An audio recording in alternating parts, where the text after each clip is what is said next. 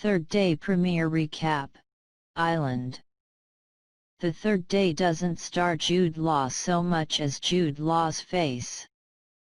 Expressive, careworn, and, in the words of the young Pope, incredibly handsome, Jude Law's face weaves in and out of focus as he makes a frantic phone call to his wife while in a panic over a burglary at his office, which winds up costing him £40,000 meant to bribe an official.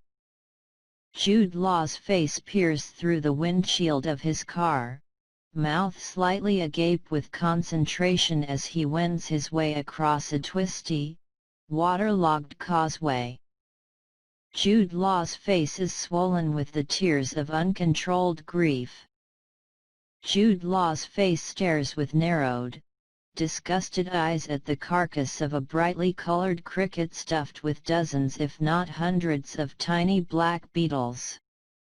Jude Law's face beams with boozy delight as he and his fellow pub patrons, thrown together by circumstance, party the night away. Jude Law's face stares at itself in the mirror, all the fun of the evening drained out of it as he realizes just how lost he is emotionally, let alone physically. Using a script by series CO creator, with Felix Barrett, Dennis Kelly, director Mark Munden knows what an incredible instrument his leading actor has, and he composes the whole episode around it like a symphony. To the good fortune of we fans of Jude Law's face, this hour of television surrounding it is one of the most paranoiacally gripping episodes in recent memory. It's not just that the actor grounds the show's complicated-sounding structure. The first 3 episodes are subtitled Summer, and the final 3, which will feature Naomi Harris as the lead instead of Law, are subtitled Winter, with an internet-only live event called Fall sandwiched in between. From the opening moments, with their anxiety-inducing shifts in focus and nearly psychedelic lens flare effects, to the ambiguous conclusion, in which we learn that Law's character has been in possession of the money he was frantically searching for all along. Friday the Father is a slow-burning, unnerving small-town thriller with a heaping helping of British folk horror thrown into the mix for good measure. It's scarier than a lot of the more outright horror TV series ever get. The story of the third day begins with Law's character, Sam, out in the middle of nowhere, frantic about his potentially stolen cash but intent on conducting a private ritual of grief, in which he places a child's shirt into a creek to be washed away. Whatever the backstory is, we learn later that he lost one of his children and had to make a televised plea for the country not to take revenge for the death out on its immigrant population. It gives way to a moment when he hears a child sobbing, and he arrives at a clearing just in time to watch a teenage girl hang herself from a tree with the help of a young male accomplice. Sam rescues the girl, named Epona, Jessie Ross, who, all things considered, doesn't seem that upset to have had her suicide attempt interrupted. Epona lives on the remote island of Ossia, which is connected to the mainland by a causeway that's drivable only during low tide. As Sam drives her home, he picks up some information. Epona seems scared of her father, Jason, Mark Lewis Jones, but also seems to be excited for the island's big pagan festival, Isis, and the sea, which the locals are converting into an outsider-friendly music festival in addition to running around wearing creepy costumes from ancient times and whatnot.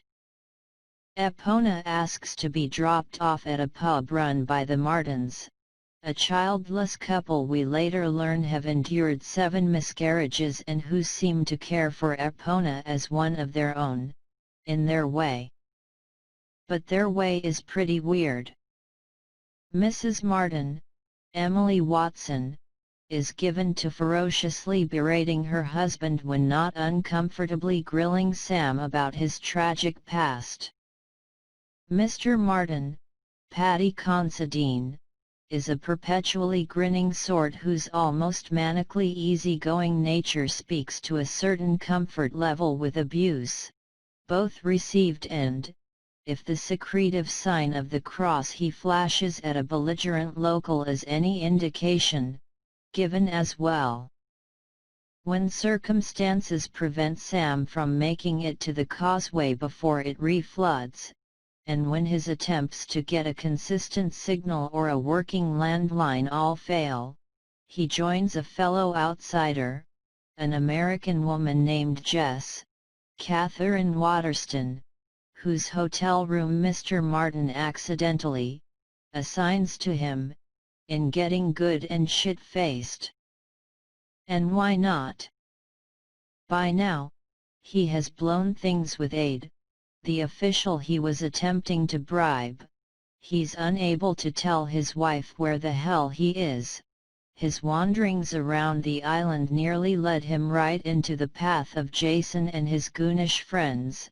Jason memorably takes a piss just a few feet from the overgrowth where Sam is hiding from him, and the solicitous Mr. Martin has assured him he'll wake him up in plenty of time to catch the first low tide out of town. But he'll have to endure a troubling vision first. Drunkenly returning to the wilderness, he spies the boy who helped Epona hang herself. The boy, it's increasingly clear, is a vision of his own dead son. Perhaps inspired by the ritualistically slain and posed carcass of a squirrel he'd spotted earlier in the day, he imagines chasing the boy down into an abandoned structure festooned with the crimson viscera of what turn out to be butchered children. Screaming, Sam wakes up behind the wheel of his car, whereupon he finds the money in his trunk.